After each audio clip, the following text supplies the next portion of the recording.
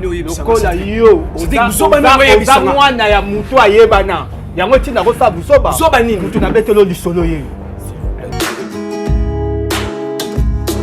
aza ndekona te onga aza beau-frère na oti nga aza ndekona te onga aza beau-frère na oti o mamni yo loba nanga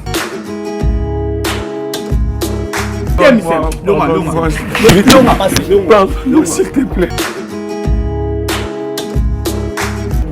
Côté tokoyeba ndenge yo lobaka ke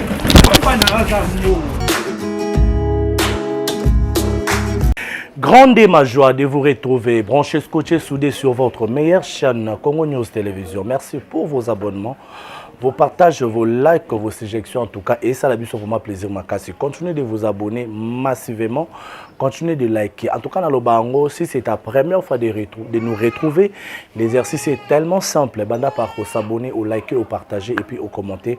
Et ça, la vie, c'est vraiment plaisir, Makassi. Vous avez déjà abonné, exercice est simple, au liker, au commenter et puis au partager vidéo na proche na yo et vous allez vraiment plaisir Makassi. Comme vous le savez très bien, Congo News Télévision tous allez pour na ko sepel sabino pour na ko yembela bino ba différentes invités au ba la ba problème na bango et to landela ba problème ya batu o déjà tout de suite au yambaki pour na ko kene na dossier na bango jusqu'à la fin pour trouver la solution na ba différents problèmes et na mkona lelo. Je suis avec M. Fasik, autre Bibisson surtout. Vous allez vous demander quel Fasik, il s'agit de quel Fasik. Ah ben oui, le même Fasik. où il y a ça qui me pose problème. L'autre fois, le même Fasik qui m'avait porté plainte. Aujourd'hui, il est venu parler avec nous. D'ailleurs, moi-même, j'étais très étonné de voir son appel. Dans le téléphone, il a voulu que tout solana. Je suis vraiment trop hâte ya koyeba nini o ememi ndeko pour que asolana biso Montréal pour ça nanga to ya mandeko qui est à côté de moi. Bonjour Fasik. Bonjour monsieur le journaliste. Ça va? Oui, je vais bien. Voilà, une chaise pour que tout solana Monsieur Fasik. Monsieur Fasik, merci beaucoup, je peux vous permettre? Sans problème. Voilà. C'est gentil. Voilà. Merci beaucoup. Mboteli Sousso, Yaya. Votre journaliste. Bonne santé. Ah, mon qui est bien. Mon qui est bien. Oui. Na sepeli koyambayo. Bien que l'autre fois, c'était pas facile. Entre moi et toi et ton frère, voilà. Bon. Nangina yeba.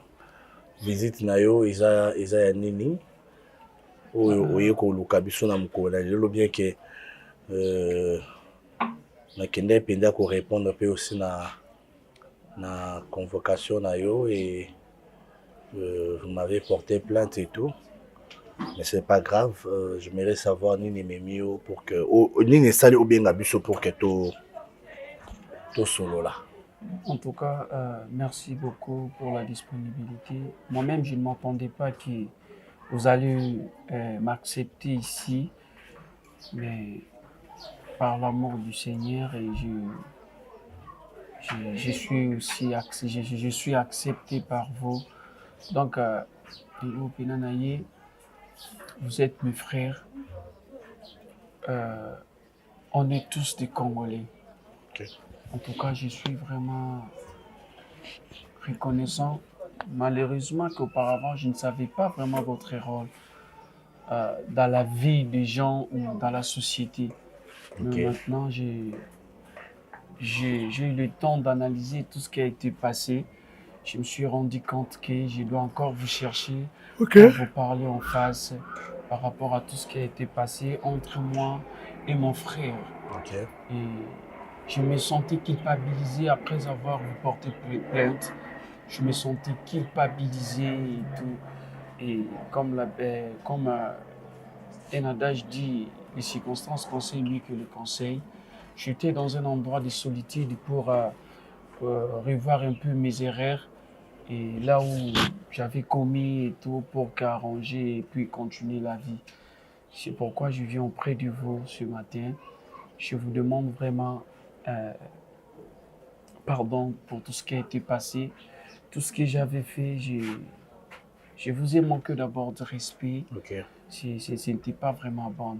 Ok. En tout cas, trouvez juste une place dans votre cœur pour me pardonner. Non, en tout cas, d'abord, je dirais merci. Merci à vous de nous revenir sur ces plateaux. Quelque chose qui est vraiment difficile pour certaines personnes. Moi, de mon côté, je n'ai pas de problème contre vous, en tout cas, parce que je me suis déjà habitué à ce genre de choses. Vous n'êtes pas la première personne peut-être à me porter plainte. Je pense que vous ne serez plus aussi dernière personne à vous porter la plainte. Il y aura toujours des gens différents par rapport à un métier au Napona. C'est vraiment un métier très risquant. Où on a des difficultés.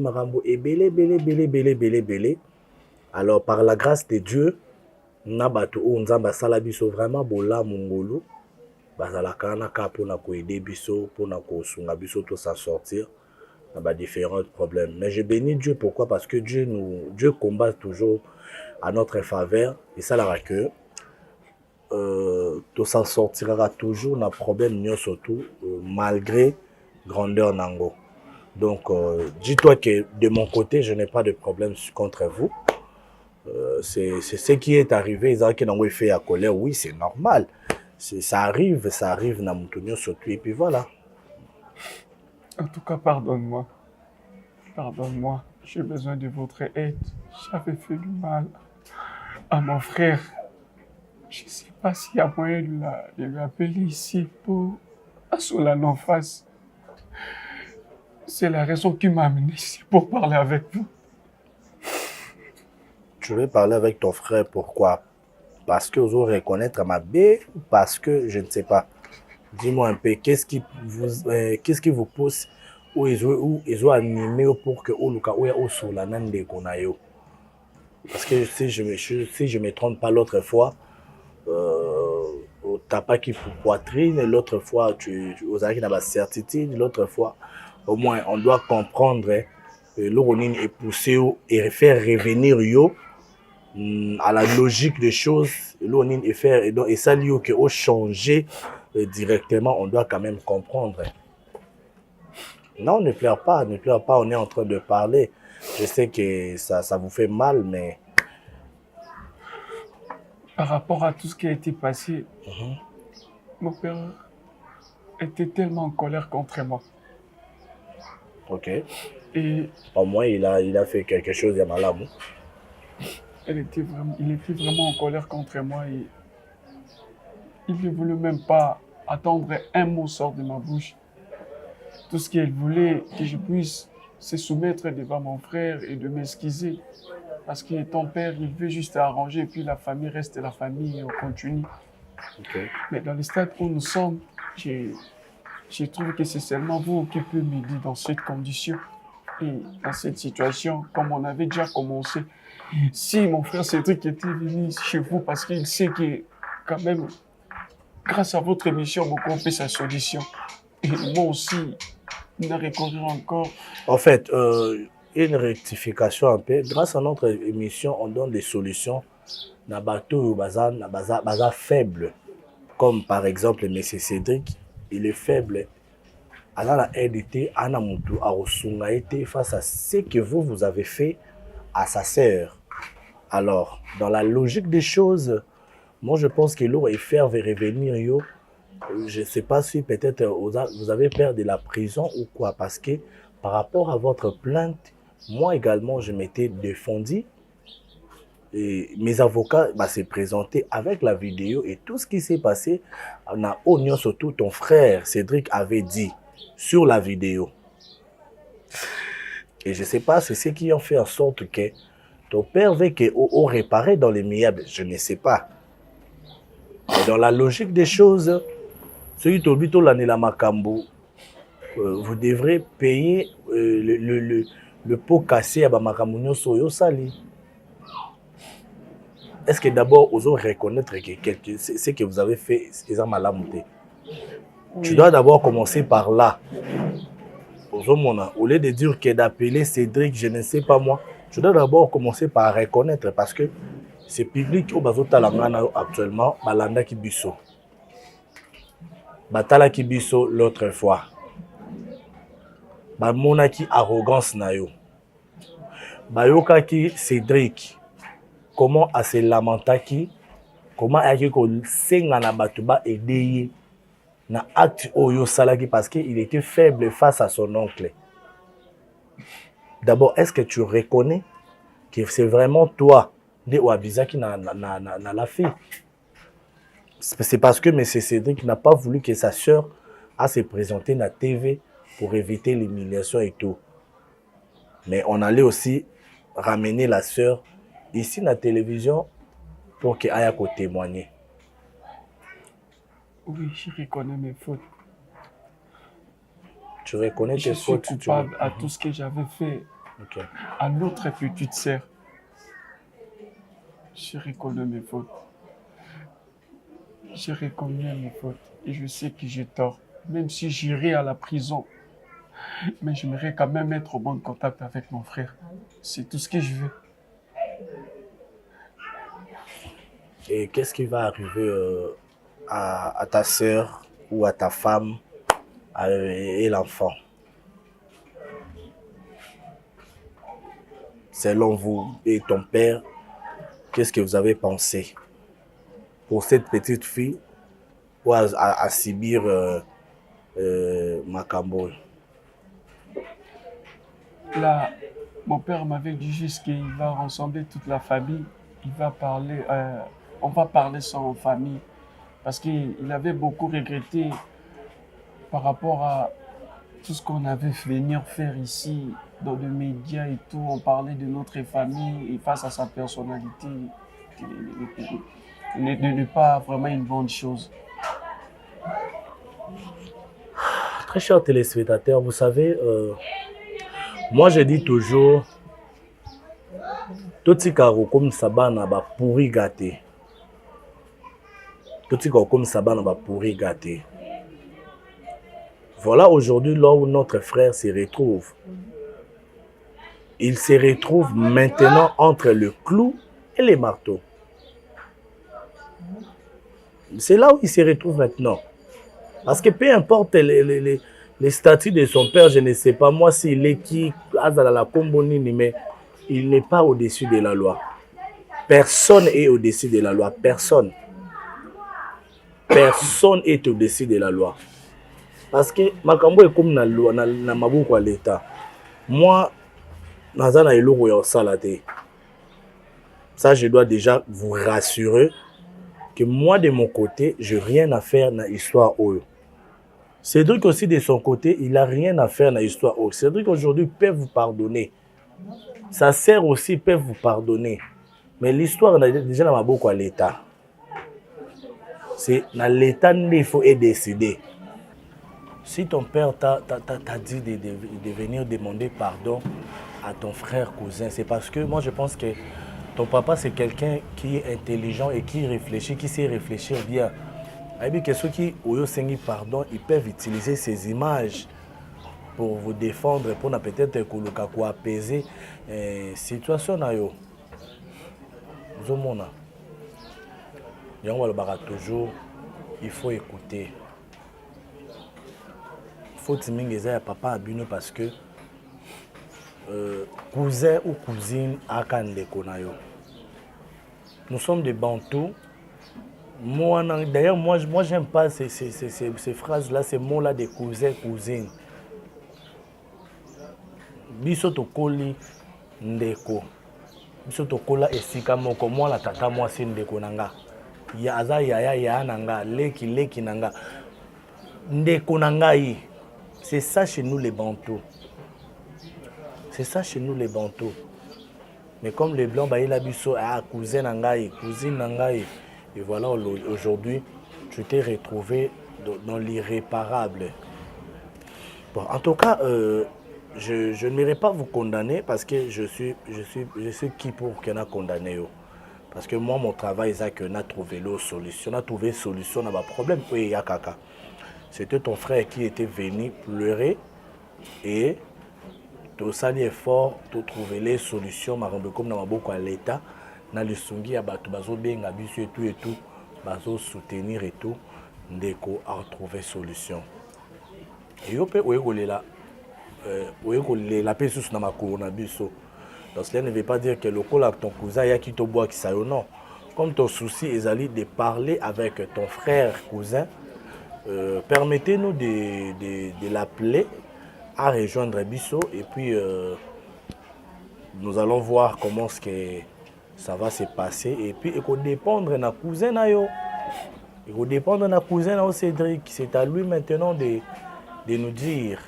C'est à nous maintenant de est-ce qu'il va vous pardonner?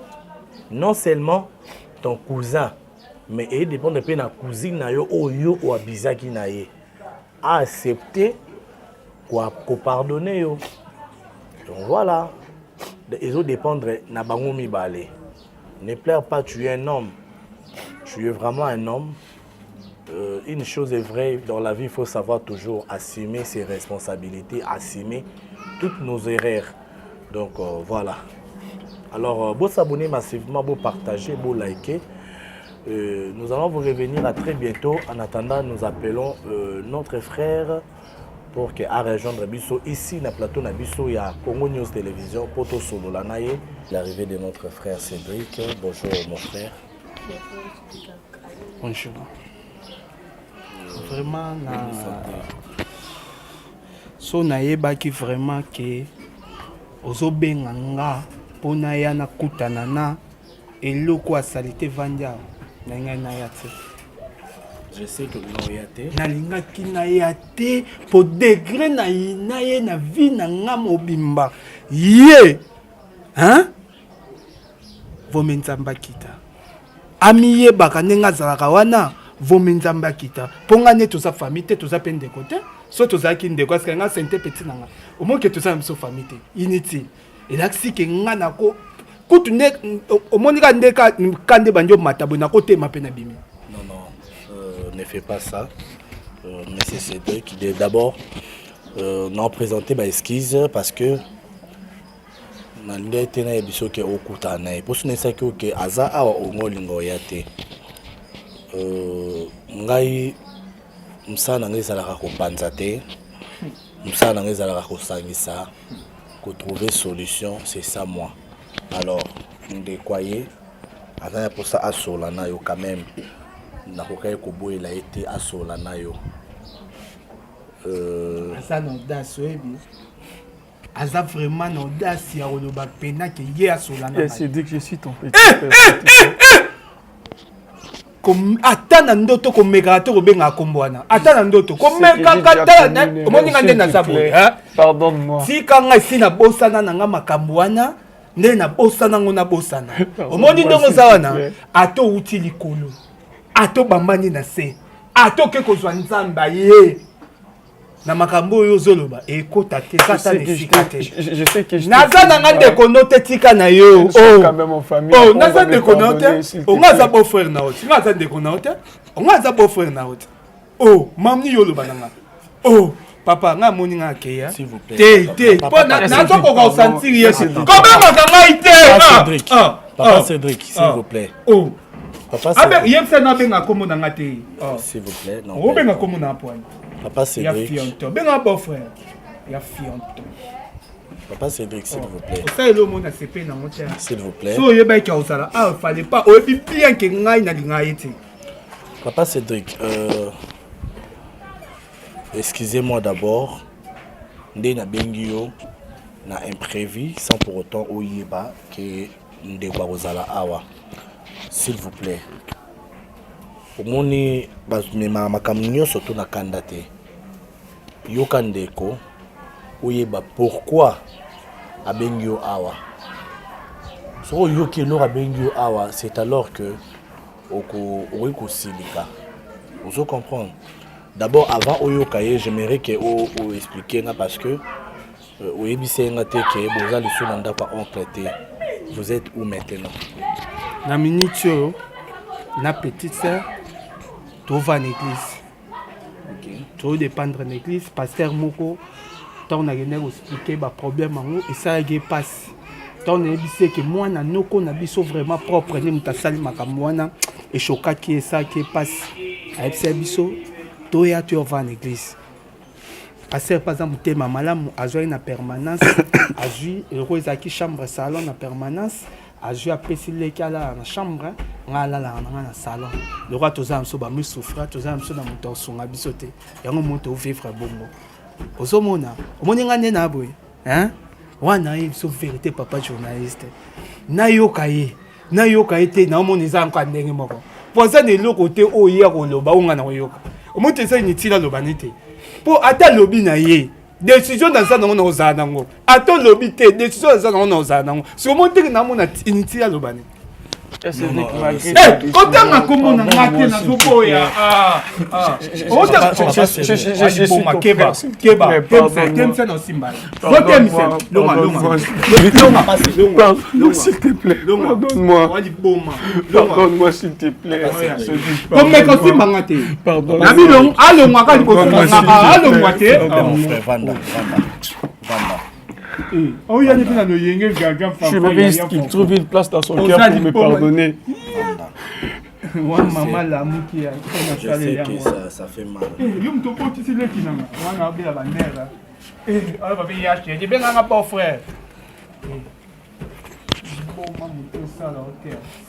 Papa c'est dingue.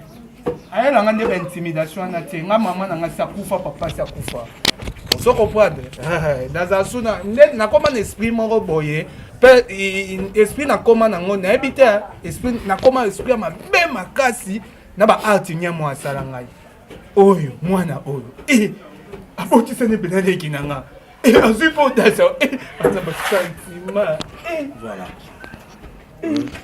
Cédric, s'il vous plaît.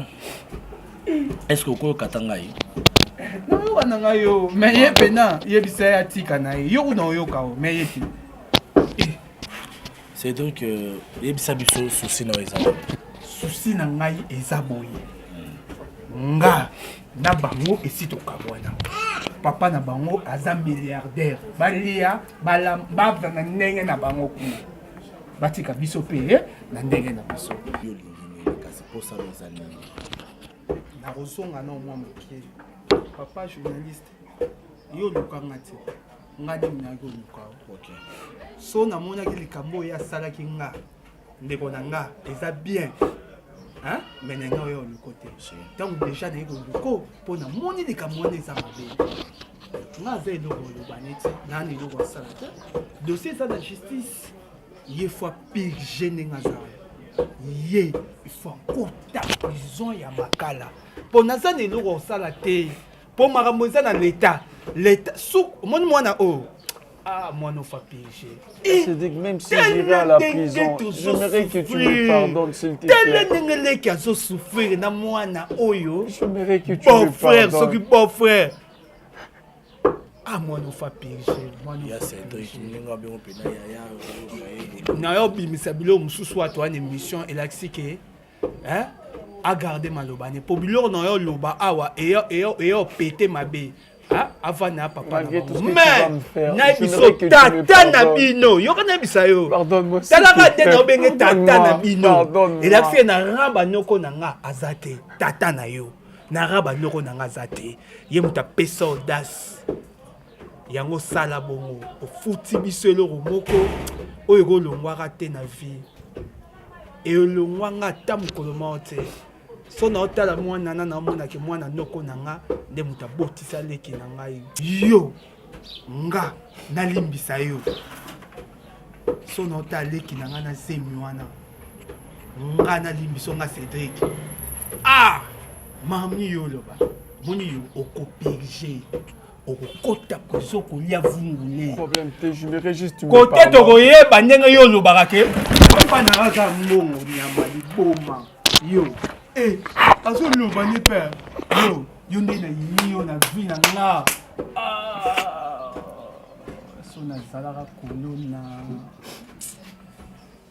mwana ozesina bomaikai. Voilà. Monsieur Cédric, je pense que vous êtes catégorique. Comment? Yo, Zéla.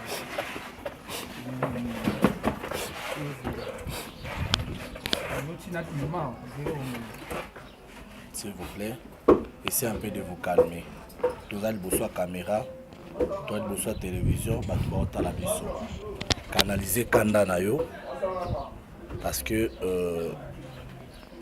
les amakambo c'est commis. C'est quelque chose, il y a une nouveauté pas na yo, alors c'est calmer vraiment. C'est bon? Alors j'aimerais savoir votre dernier mot par rapport à Nyonso. Par rapport à Nyonso, afonga mato inayoka. Par rapport à Nyonso, nazali kamolo bate. Moninga, nalingi na mondo ndozana kiso makala. Soyo za kuzo makala nde mutema na mikiti. Mais yo so Cédric, s'il vous plaît, Cédric, s'il vous plaît. Cédric, s'il vous plaît. Alors, avec cette allure, Cédric, je serai obligé de faire une émission. Parce qu'on n'est pas là pour se bagarrer. S'il vous plaît. Cédric, avec beaucoup de respect que je vous dois, non, c'est aucun de nous, comme ça, je vais vous appeler bientôt parce que je pense qu'on n'a plus rien à se dire entre nous trois. Je pensais que tu aurais causé un élo solo là. Mais on n'a plus rien à se dire. Joali papa. Mais papa journaliste, il y a un oui. Non, ça c'est le côté. Oui. Non, ça c'est le côté papa. Non, ne vous en faites pas, Lobana. Ils appellent Mbala, Souka Pembala Liboso. Moi, na Owana Simana. Aya Sougoni, Coco Benanga.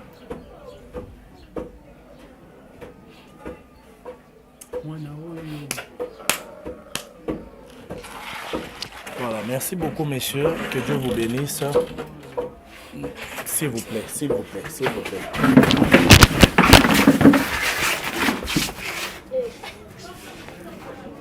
S'il vous plaît. Cédric, s'il vous plaît.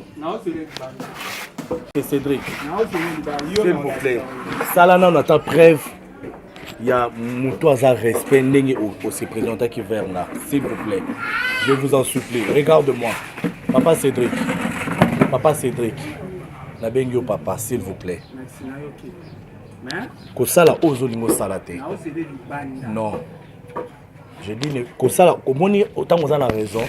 Koluka au perdre raison na oté parce que ozolingo sala ou comme na poso perdre raison na yo, s'il vous plaît.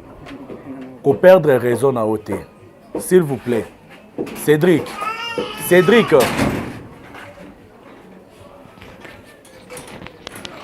Voilà. Ne t'en fais pas. Ne vous en faites pas. En ça le côté. Courage, courage. Courage. Voilà. Voilà. Donc, Ndena Bandeko Loba. C'est normal, c'est bien de reconnaître ma benayo. Makambo yo et au servir yo na leçon à l'avenir. Donc voilà. S'il faudrait que au pays les conséquences na yo d'une manière d'une autre, moi je t'encourage d'assumer pour que aux à la libre ou se libérer. Donc makambo est commis pour que été ayo et longola yo na ki bomwana et longola na ki fils à papa ou comprendre sens à vie ou comprendre réalité à vie ou affronter mokili d'une manière d'une autre. Donc c'est un peu ça et merci beaucoup. Je vais encore parler à M. Cédric, c'est vraiment na Katia Kana est tout à fait normal et les cas. Et les Kanango, non, ça les super fort au Senga, la propriétaire, Mutoyo Abizaki Nae, Mutoyo Violaki au Senga et pardon.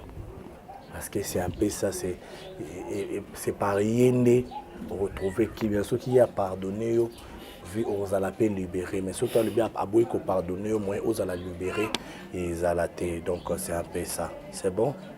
C'est bon, j'ai quelque chose à dire. Tu as quelque chose à dire comme quoi? Malgré tout ce que je fais à mon frère,